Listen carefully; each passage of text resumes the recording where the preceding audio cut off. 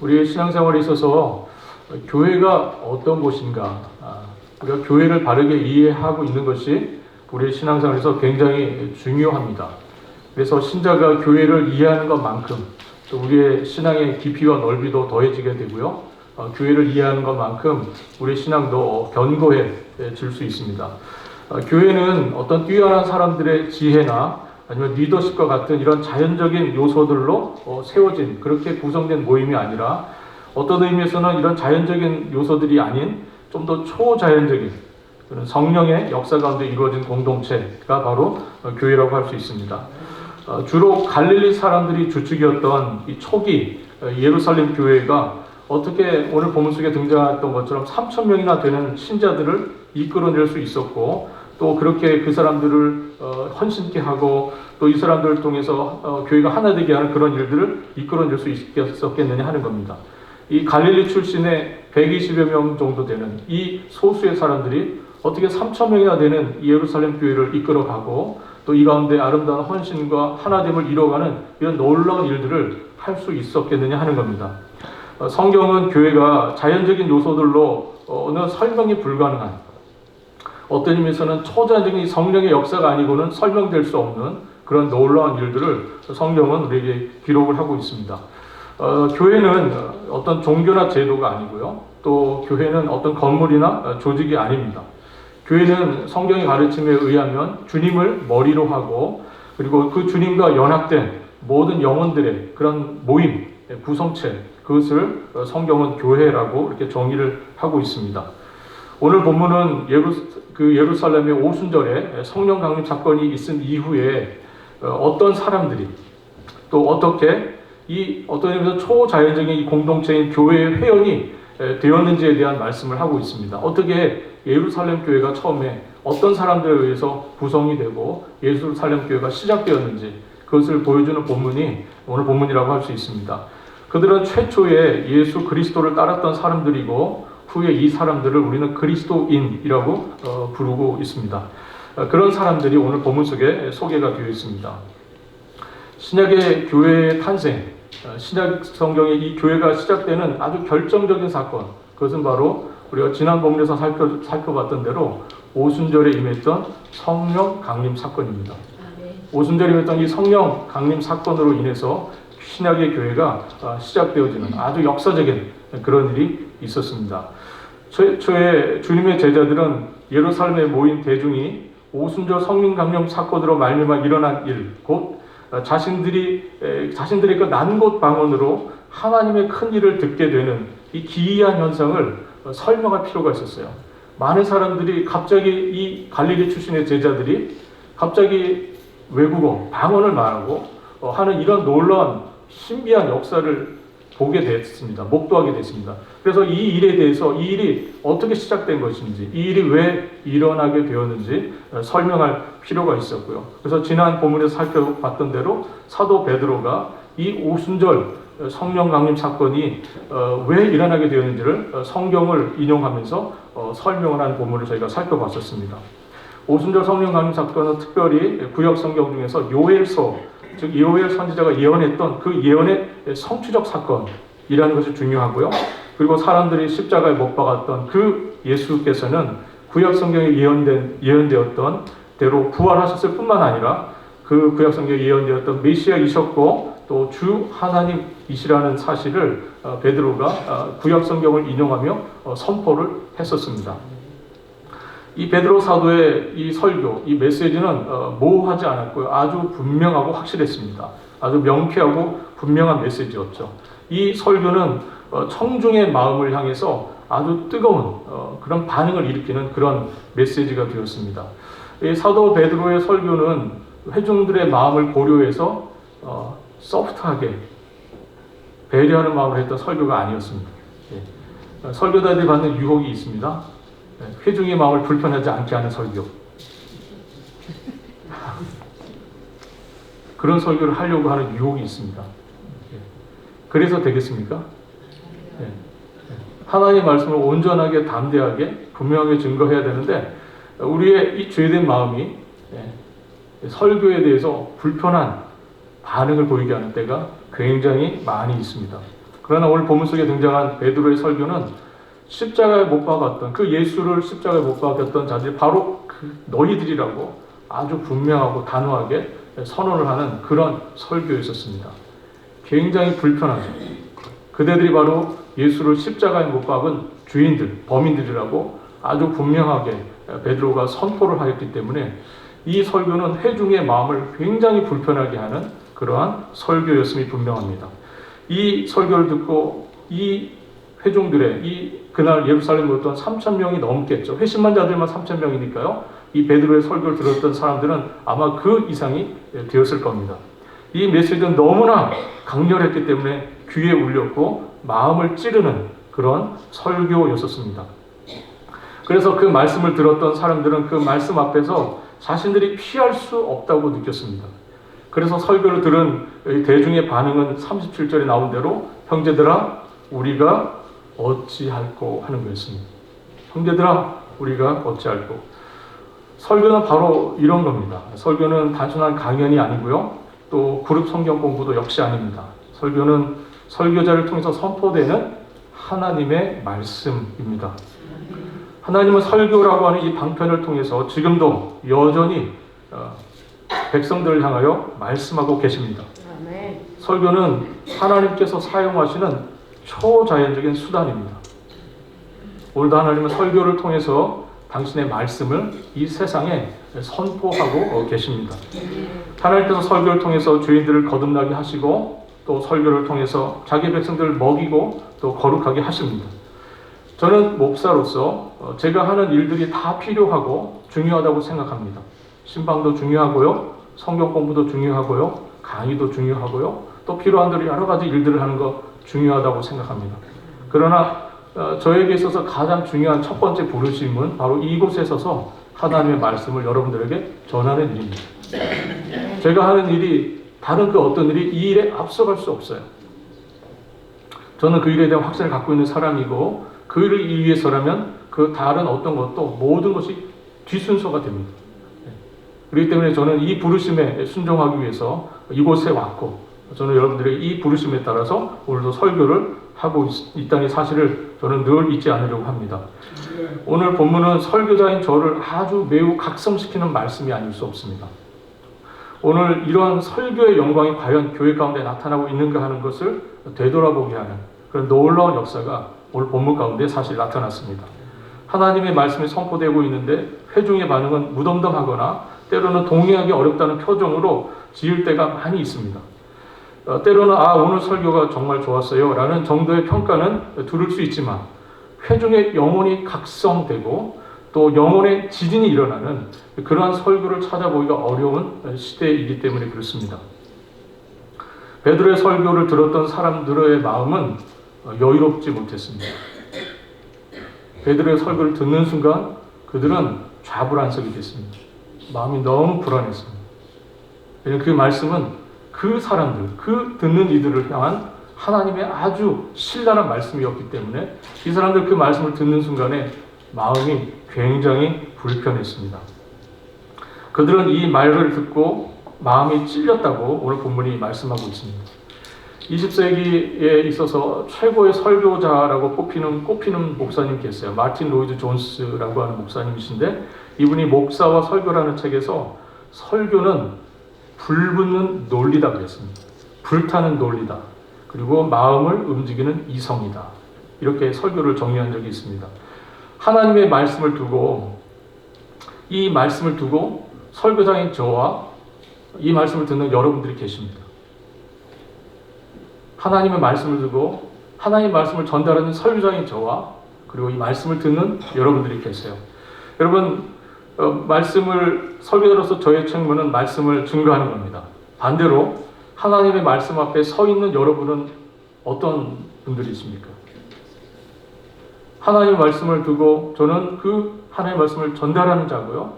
여러분들은 그 하나님의 말씀을 듣는 분들입니다. 그렇다면 여러분들은 마음은 어떠해야 되겠습니까? 하나님의 말씀을 설교자인 저를 통해서 들으시는 여러분들의 마음은 어떠한 마음의 상태가 되셔야 되겠습니까? 다윗은 시편 51편에 마음이 상하고 통회한 마음을 달라고 그렇게 간구하는 기도의 제목을 올립니다. 주님, 정말 내 마음이 상하고 통회하는 마음을 주십시오.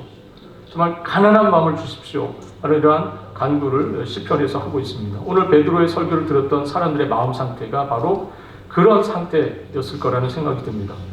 그들은 자신들이 비참한 죄인인 줄을 알았고요. 그래서 구원을 갈망했고요. 절박하게 하나님의 은혜와 도우심을 구하는 자리까지 나아갔습니다. 물론 설교의 결과, 그것은 하나님의 주권에 속한 문제입니다. 제가 하나님 말씀을 전달했다고 해서 이 결과를 제가 여러분들로부터 이끌어낼 수 있는 재주는 없습니다. 중요한 것은 하나님께서 이 말씀 가운데, 이 설교하는 과정 가운데 역사하시고 하나님께서 복된 은혜를 주셔야 우리 가운데 이 말씀을 전하시게 하신 하나님의 놀라운 영광이 드러나게 될 것입니다. 아멘. 때로는 오순절과 같이 오순절 이 본문 속에 나타난 것처럼 정말 많은 회심자들이 나타나는 때가 있습니다. 말씀을 듣고 정말 많은 자들이 회개하는 그런 때가 일어날 때가 있습니다. 그러나 우리가 또 성경을 살펴보면 많은 경우에 선지자들과 사도들의 설교에 대해서 청중들이 보였던 반응은 이 오순절 베드로의 설교 듣던 회중의 청중의 반응과 같지 않았어요. 조롱하고 비난하고 돌을 들어서 던지는 경우가 굉장히 많았었습니다. 하지만 오늘 주님께서 여러분과 저에게 오늘 본문의 말씀을 주신 분명한 목적이 있다고 저는 생각합니다. 하나님께서 오늘 이 말씀을 여러분과 저로 하여금 읽게 하신 그 의도가 있다고 저는 이 아침에 확신합니다. 이 본문 속에 나타난 영광스러운 말씀의 역사, 이 말씀을 듣고 무려 3,000명이나 회개했던 그 놀라운 그 역사, 그것이 오늘 이 시간에 이곳에서도 이루어지게 하시려고 하는 주님의 분명하신 뜻이 있다고 저는 확신합니다. 주님께서 이 역사를 오늘도 이곳에서 이루어 주시기를 간절히 바라는 마음이 있습니다. 백성들이 형제들아 우리가 어찌할꼬 하라는 이 백성들의 부르짖음에 대해서 사도 바울이 오늘 베드로가 38절에 응답을 합니다. 우리 38절 우리가 상기하는 마음에서 한번 같이 읽겠습니다. 베드로가 이르되 너희가 회개하여 각각 예수 그리스도의 이름으로 세례를 받고 죄의 사함을 받으라. 그리하면 성령의 선물을 받으리니. 네. 너희가 회개하여 각각 예수 그리스도의 이름으로 세례를 받고 죄의 사함을 받으라. 그리하면 성령의 선물을 받으리라. 이 말은 죄인이 구원에 이르게 되는 아주 필요한 핵심적인 요소들을 담고 있습니다. 베드로는 이 설교를 마치고요, 우리가 어찌할꼬 하고 이렇게 반응하는 회중을 향해서 가까운 교회로 나가십시오, 아니면 앞으로는 죄 짓지 말고 착하게 사십시오, 이런 권면을 하지 않았습니다. 우리가 어찌할꼬 하고 말하는 이들을 향해서 사도 베드로는 뭐라고 그럽니까? 회개하라. 그리고 세례를 받으라. 그리고 죄사함을 받고 성령의 선물을 받으라. 이렇게 말씀합니다. 오늘 본문 속에는 회개하고 세례를 받으라고 하는 두 가지 명령과 그렇게 하면 죄사함을 받고 성령의 선물을 받을 것이라고 하는 두 가지 약속이 소개가 되어 있습니다. 베드로의 설교를 들은 백성들이 우리가 어찌할꼬 라고 말한 것은 그들이 자신들의 죄를 깨달았다는 것을 보여줍니다. 그들은 베드로의 설교를 듣는 순간 자신들의 죄를 발견했습니다.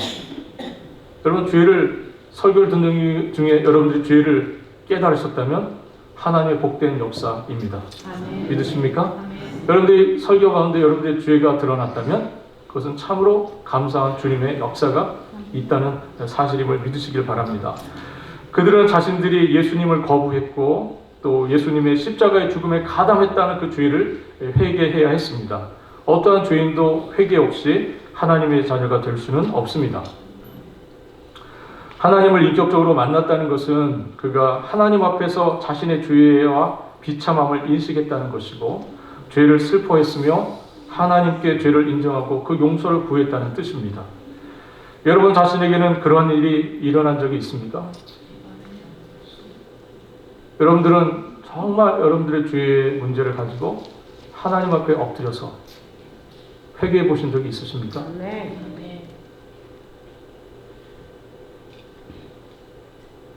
그런 회개가 계속해서 여러분들의 삶에서 지금도 일어나고 있습니까? 제가 회개에 대한 이야기를 할 때마다 늘 드리는 질문이 있습니다. 여러분들 가장 최근에 회개한 적이 언제이십니까?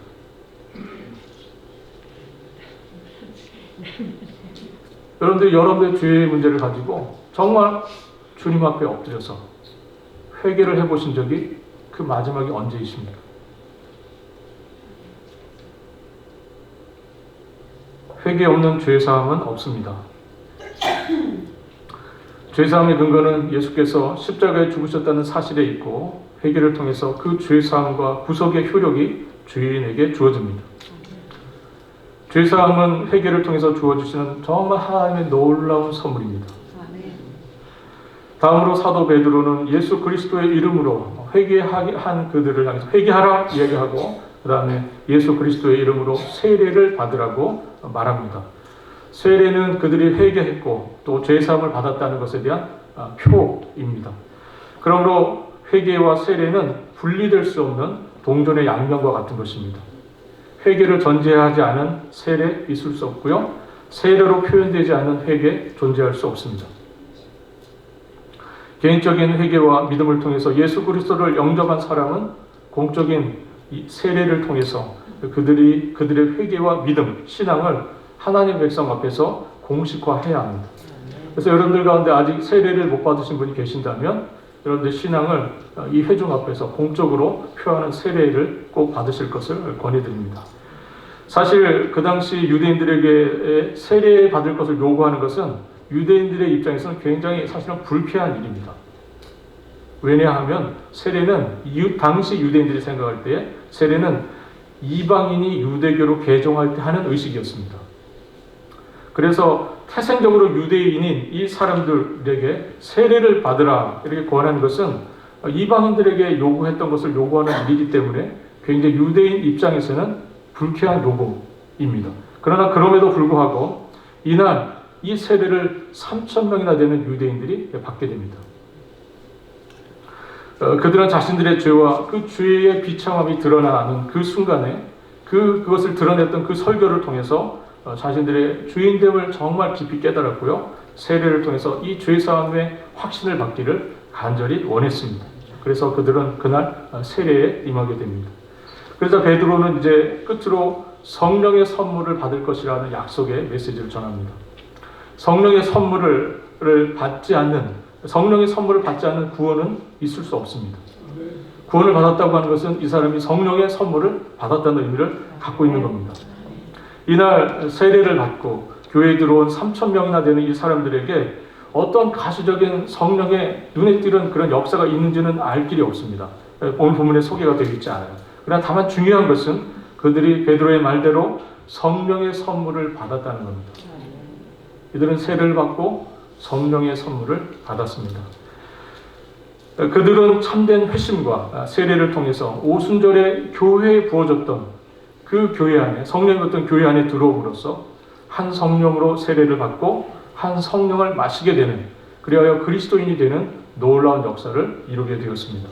고린도서 12장 13절 말씀 한번 같이 읽어보도록 하겠습니다. 고린도서 12장 13절 같이 읽습니다. 우리가 유대인이나 헬라인이나 종이나 자유인이나 다 한 성령으로 세례를 받아 한 몸이 되었고 또 다 한 성령을 마시게 하셨느니라. 여기에 보면 우리가 한 가지 좀 봐야 될 것이 있습니다. 성령의 선물이라는 것이 나오고요. 또 우리가 성경을 읽다면 성령의 은사들이라는 것이 나옵니다. 성령의 선물은 단수고요. 성령의 은사라고 할 때 은사들은 복수로 되어 있는 겁니다. 여기서 성령을 받으라 할 때 이 성령의 선물을 받으라는 것은 성령 하나님 그 자신을 의미합니다. 성령의 선물이라고 표현된 것은 성령 하나님 그 자신을 의미하고요. 성령의 은사를 얘기하는 것은 그 성령을 받은 우리 각 개개인 한 사람 한 사람의 신자들에게 주어지는 어떤 영적인 특별한 능력, 재능들을 우리가 성령의 은사라고 표현합니다. 그들이 120명이나 되었던 제자들처럼 불의 혀같이 갈라지는 성령의 임재와 그들이 모국어가 아닌 다른 언어로 말하는 이런 신비한 체험들이 이 3,000명의 사람들에게 있었는지는 사실 알 수가 없습니다. 그러나 분명한 것은 앞서 말씀드린 것처럼 이 사람들이 세례를 받고 성령의 선물을 받았다는 사실입니다. 중요한 것은 복음 앞에서 회개와 믿음으로 반응하고 참된 신앙 고백을 근거로 하여서 세례를 받고 그리고 성령에 내주하시는 사람이 되었는가, 그것이 중요하다는 것이죠. 세례를 받고 성령의 선물을 받았는가 하는 것입니다. 하나님의 성령을 받지 않은 새 언약의 백성은 존재할 수 없습니다. 그리스도인이라고 말한다면 그 사람은 성령의 선물을 받은 사람, 그런 의미를 갖고 있는 겁니다. 성령의 선물을 받음, 그것은 구원이라고 하는 이 구원과 함께 주시는 아주 본질적인 선물입니다. 여러분, 구원 받으셨다면 성령의 선물을 받으신 줄로 믿으시길 바랍니다. 성령의 역사가 없이 그리스도인은 존재할 수 없습니다. 성령의 역사와 그리스도인은 별개로 존재할 수 없는 겁니다.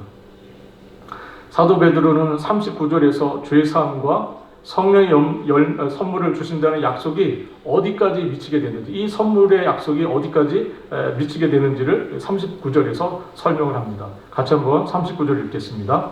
이 말씀은 너희와 너희 자녀와 모든 먼 데의 사람 곧 주 우리 하나님이 얼마든지 부르시는 자들에게 하신 것이라 하고, 이 39절에 보니까 너희와 너희 자녀들이 있는데요. 이것은 유대인들을 의미하고요. 또 먼데 모든 사람은 이방인을 가리킵니다.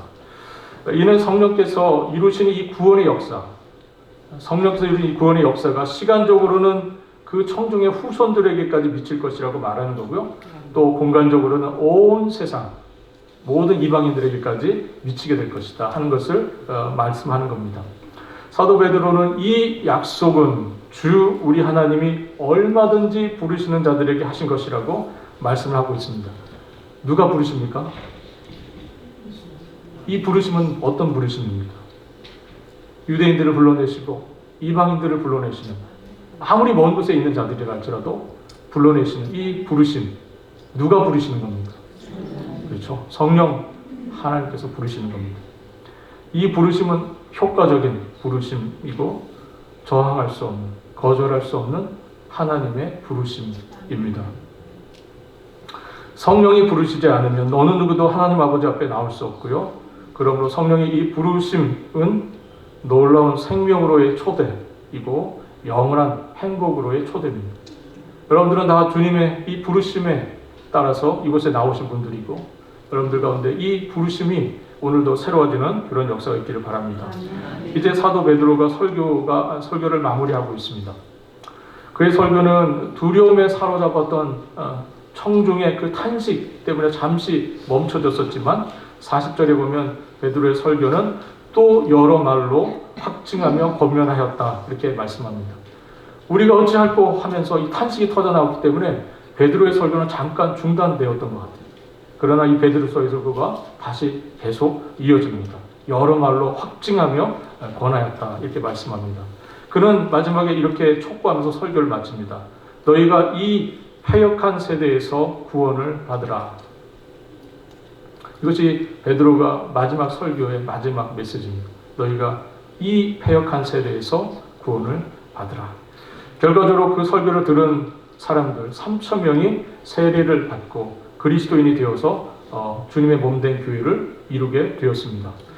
이것은 제자들이 예수님을 따라다녔던 3년 동안에 보지 못했던 너무나 놀랍고 큰 일입니다. 베드로의 메시지로 3,000명이 회개를 하고 세례를 받는 이 놀라운 역사, 제자들이 주님을 따라다니는 동안에 보지 못했던 일입니다. 예수님의 오병이의 기적 사건을 통해서 5,000명이나 되는 사람을 먹이셨지만 예수님의 설교를 들었던 다수의 사람들은 모두가 예수님의 그 말씀이 걸림돌이 되어서 예수님을 결국 떠나갔기 때문입니다. 아마도 이 놀라운 역사를 바라봤던 베드로를 위시한 주님의 제자들은 아마 주님께서 십자가에 달리시기 그 전날 밤에 하셨던 그 메시지를, 그 말씀을 분명히 그 순간에 기억했을 겁니다. 요한복음 14장 12절 말씀입니다. 같이 읽겠습니다.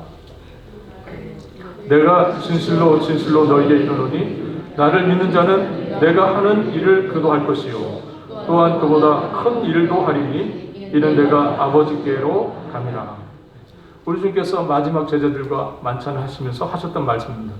나를 믿는 자는 내가 하는 일을 그도 할 것이요 또한 그보다 더 큰 일도 하리니 이는 내가 아버지께로 감이니라. 세례를 받은 3,000명의 사람들은 그리스도인입니다.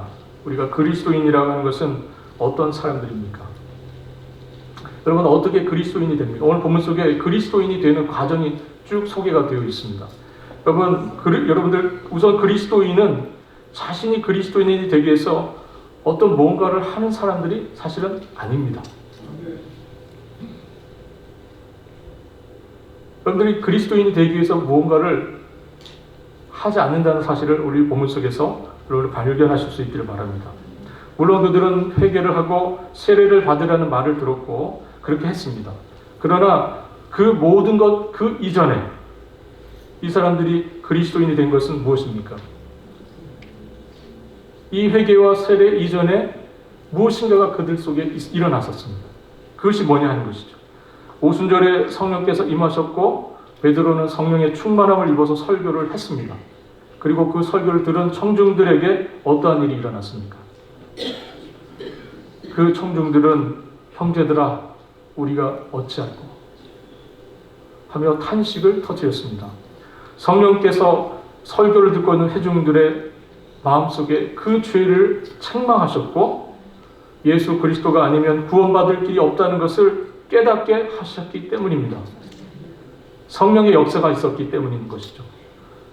성령께서 베드로의 설교를 통해서 그들을 부르신 겁니다. 이 성령의 죄를 깨닫게 하시고 죄를 책망하신 역사, 그리고 예수 그리스도에는 구원의 역사가 없음을, 온전히 구원받을 수 있는 소망이 없음을 깨닫게 하시는 그 역사, 그 부르심은 성령께서 하시는 겁니다.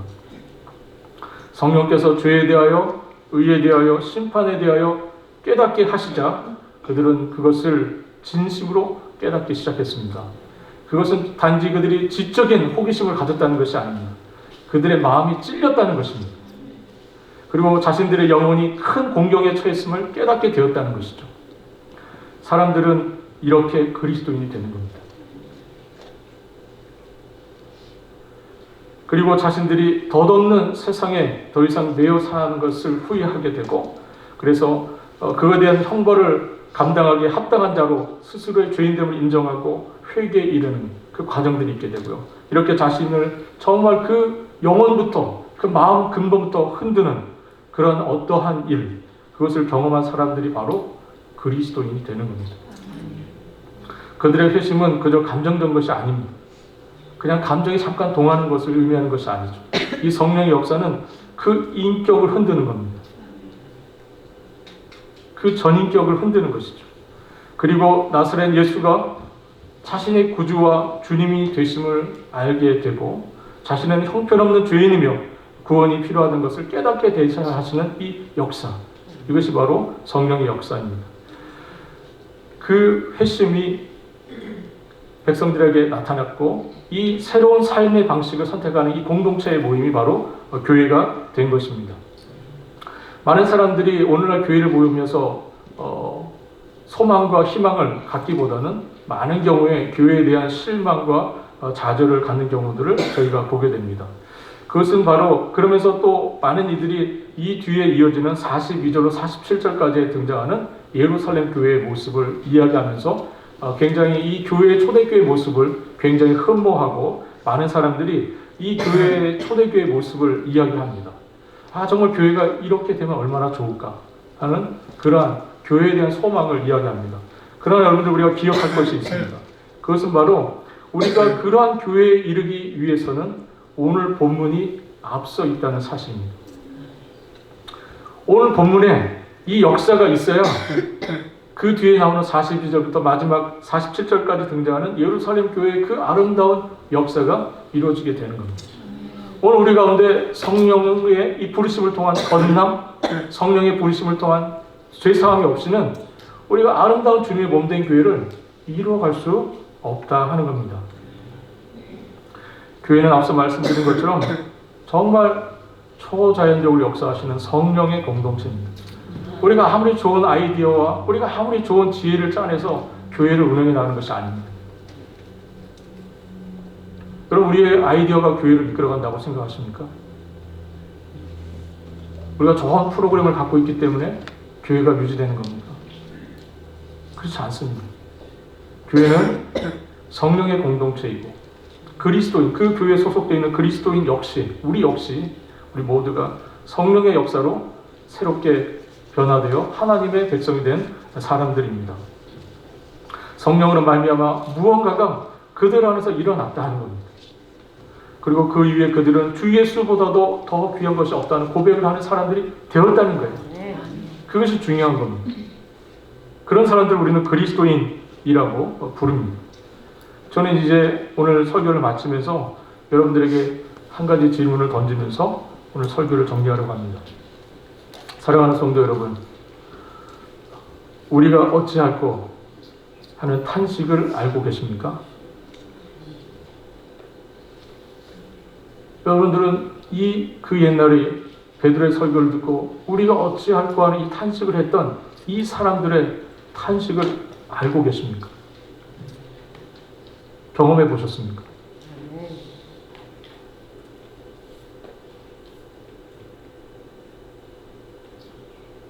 우리의 살아온 삶의 궤적이 모두가 다 다릅니다.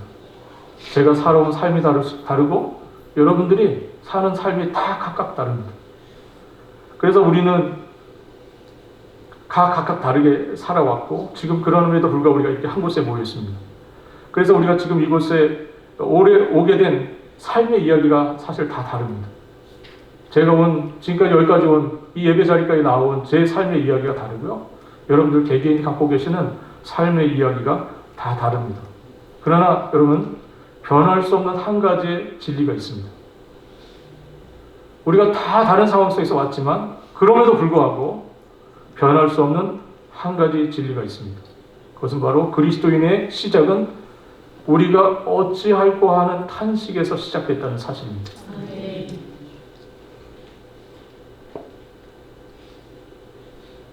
우리가 다 다른 이유로 이 자리에 와 있습니다. 그러나 그럼에도 불구하고 우리가 어찌할꼬 이 탄식, 이 고백이 없이는 그리스도인이 될 수 없다는 사실입니다.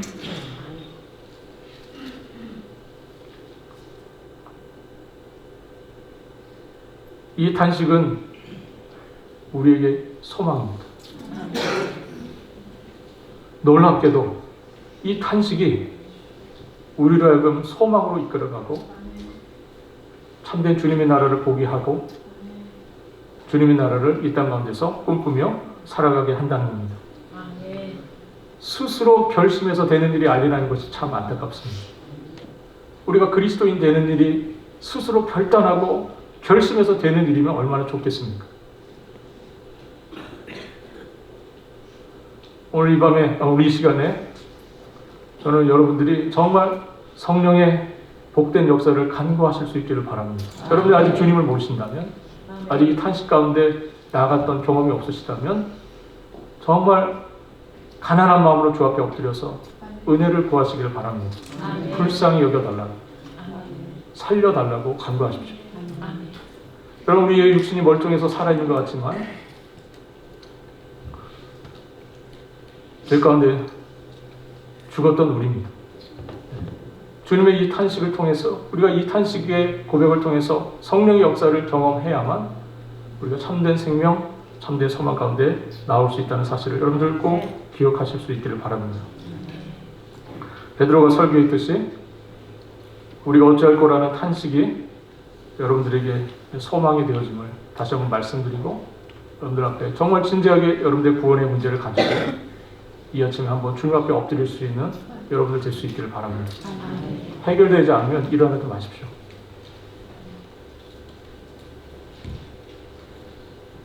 해결되지 않으면 일어나지 마세요. 주님께 은혜를 구하십시오. 불쌍히 여겨달라고 간구하십시오. 주님께서 분명히 긍휼히 여겨주시리라 확신합니다. 기도하겠습니다.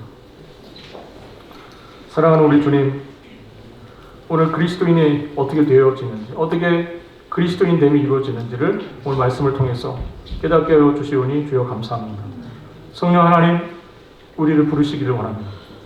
주님의 거룩한 부르심 앞에 저희를 두시고 우리들의 죄를 생각나게 하시고 우리의 죄인됨을 발견케 하여 주시고 어찌할 바 하는 탄식으로 우리를 이끌어 주시기를 주여 간절히 원합니다. 그래서 죄사함과 세례를 받고 하나님 용서함을 받아서 하나님의 백성이 되어지는 놀라운 역사가 우리 가운데 일어날 수 있도록 주여 복내려 주시기를 원합니다. 이곳에 좌정한 모든 당신의 자녀들을 주께서 긍휼히 여겨주시고 이 복된 은혜 가운데 함께하지 못한 이들이 있다면 주께서 이 시간 하늘문을 여시고 신령한 은혜를 나누어 주시기를 주여 간절히 원합니다. 감사와 영광 우리 주님께 홀로 드리며 우리 주님 되시는 예수 그리스도의 이름으로 기도합니다. 아멘. 그래도 함께 일어나셔서 함께 찬양하겠습니다.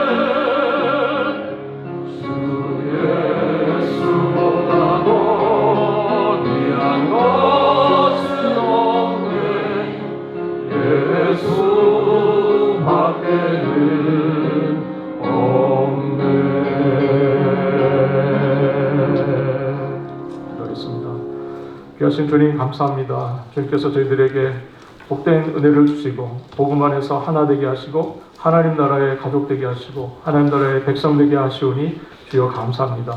예수 그리스도의 십자가의 죽음과 부활을 믿음으로 예수 그리스도를 주와 그리스도로 고백하는 이 복된 부르심 앞에 저희가 나와 주여 아멘으로 화답하며 주여 은혜를 누리게 하시오니 주여 감사합니다.